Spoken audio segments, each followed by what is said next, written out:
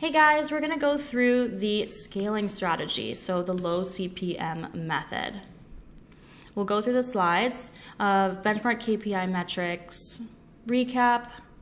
We're gonna be going through the module. We'll outline how to lower your CPMs for TikTok ads down to less than $3. It's sometimes even less than that. I've even had them be around $1, but it boosts your profit margins about 25% to 35%.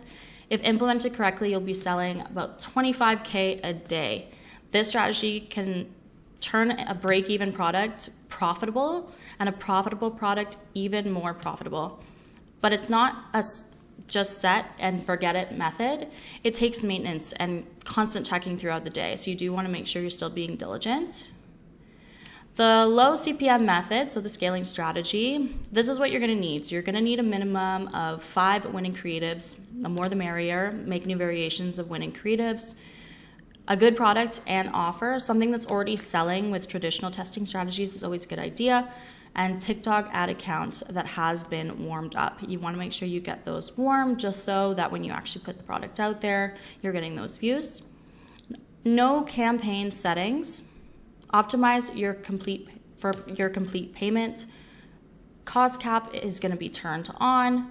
Select the most profitable targeting option from testing, and then daily budget at the recommended bid. So that means it's the same ad to ad copy as testing. So basically, in a nutshell, duplicate the ad set where we created like 9x, so about total of 10 campaigns. Don't worry, you're not going to spend $300. This is why we capped the budget at $50, but we're just going to leave our original ad set the same. On others, we're going to raise the bid and to the nearest 0.77 and then for the nearest 0.33. So let's say, for example, if our starting bid was $18.33, we would change it to $18.77.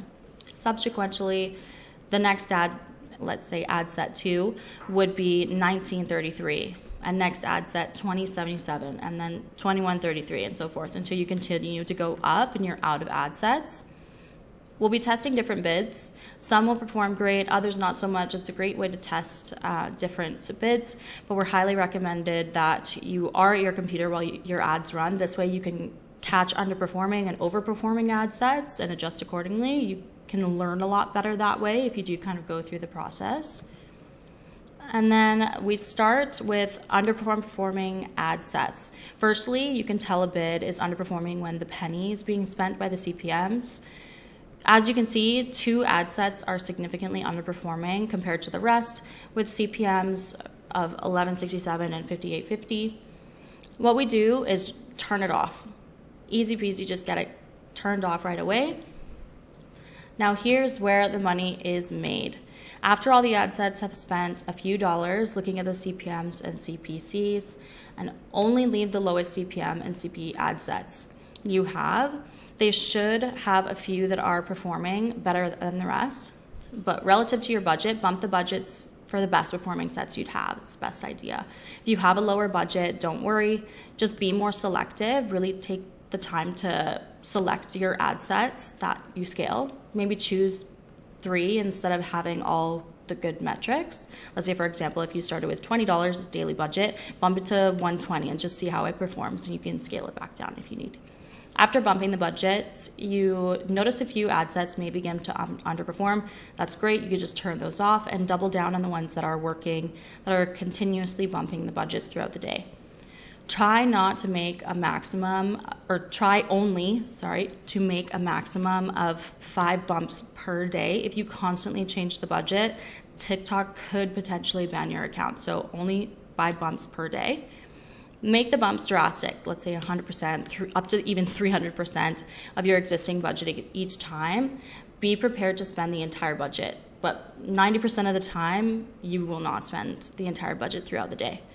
By the end of the day, you should be only left with 1 to 3 ad sets running. So it really kind of narrows it down to all the best performing.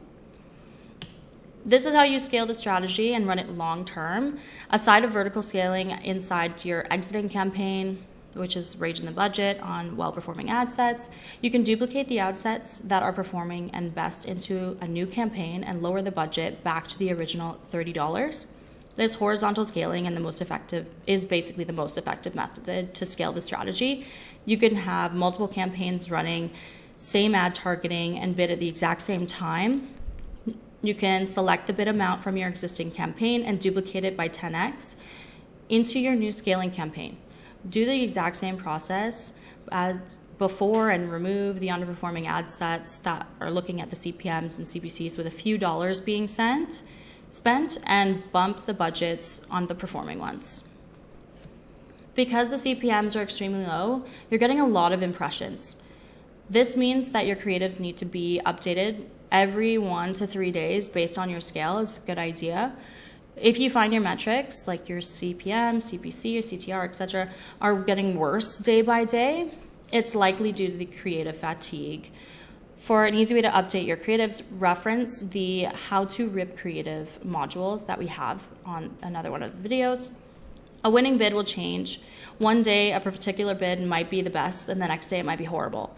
One of the winning bids, you can always try until the results drop off, and then go back and test all of the other bids again. And you're kind of just going to repeat the process with however they perform and find the next winning bid. It's better to scale horizontally rather than vertically. You're better off having 10x $20 ads that are performing compared to one $200 ad set. Why might you ask? TikTok is weird. It just works better when you have a low budget, which honestly is good